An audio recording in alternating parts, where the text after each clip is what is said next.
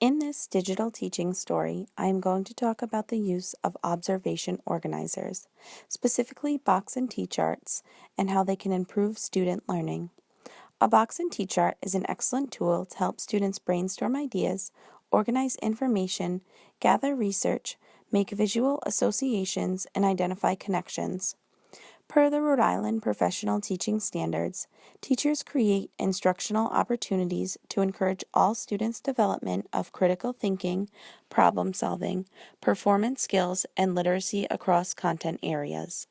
When using a box and T-chart, students are using critical thinking strategies to analyze the data they have collected through observation. The students can use these higher level thinking strategies to make connections in a wide range of content areas. Students learn differently. Some students are very visual learners, others are very hands-on. How or why certain teaching tools are successful can be very elusive. However, the fact remains that a successful teacher is flexible enough to offer alternative methods to help facilitate learning. For instance, not all students excel when using a chart such as a Venn diagram.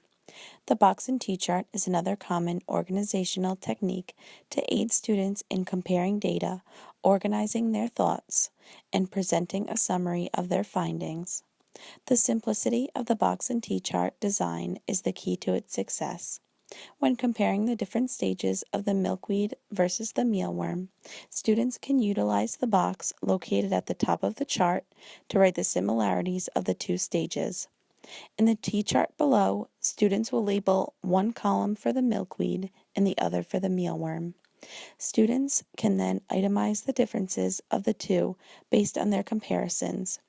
Being able to see the pertinent information side by side allows the student to quickly access the similarities and differences and helps students formulate their conclusions. During the science lesson, the students were asked to focus on and compare the growth and development stages of the milkweed and the mealworm. The students observed the two insects in their habitats and wrote down their observation of the insect's structure and properties. The students use a plastic handheld lens to observe the milkweed and the mealworm. In comparing the two, students are instructed to look for three specific structures on the insect: the head, the thorax, and the abdomen. The students are also asked to observe different colors of each insect, their shape, and their behaviors. Students drew and labeled the parts of a mealworm bug. So what are some differences between the milkweed bug nymph and the mealworm larva? What about their look? Why don't we look back on our timeline? Do they look the same or different? Yes. No. Yeah. Oh, wait, no. The milkweed bugs are red and the mealworms are like reddish kind of. Okay. So are we gonna write one up here like milkweed bugs are red? Should I write that the mealworms are yellow down here? Where should I write it? On the other side, so we can follow along, right across. So they're kind of like a yellow, brownish, I'm just putting tan. I'm just putting Any of those, whatever you notice in your own cup. I explained the basic structure and use of the box and T-chart on the Elmo.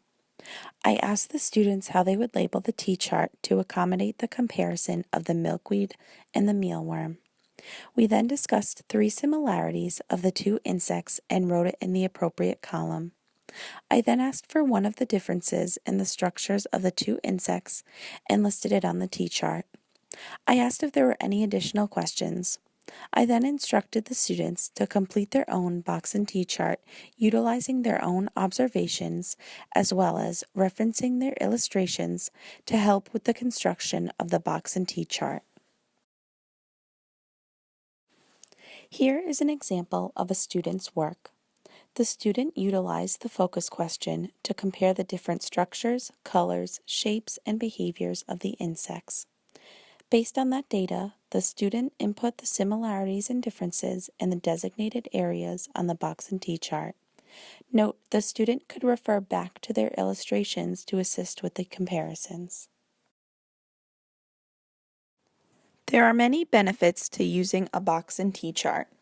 First and foremost is the simplicity of its design, ease of use, and the ability to record a lot of information on a single chart. Not only does it enable one to compare multiple data, but it also allows for quick interpretation and understanding of the data. The box and T-chart makes it easy to visually review your findings and summarize your conclusions. It encourages students to brainstorm ideas, organize information, gather research, make visual associations, and identify connections. Students who struggle with the use of a Venn diagram can use the box and T-chart as an alternate tool to compare and contrast their findings. When I teach in the future, I will be able to add more parameters for students to compare, such as the shape or texture of the insect. I intend to use the box and T-chart as well as observation organizers in general across the curriculum because they can be used to teach a multitude of things, including cause and effect, comparing and contrasting concepts, organizing problems and solutions, relating information to main themes and ideas, promoting organizational skills, and increasing vocabulary knowledge. Compiling this multimedia presentation has been an invaluable experience which will most definitely benefit my future classroom teachings. The use of iMovie has enabled me to understand the ins and outs of making a digital teaching story and how it can be used effectively in a classroom. I believe that technology is the wave of the future, and by using it, not only will my students be able to assimilate quicker, but they will be engaged. I believe it is important to take advantage of all technology has to offer. Special thanks to my co-teacher candidates, Arissa Durand and Katie Hitt.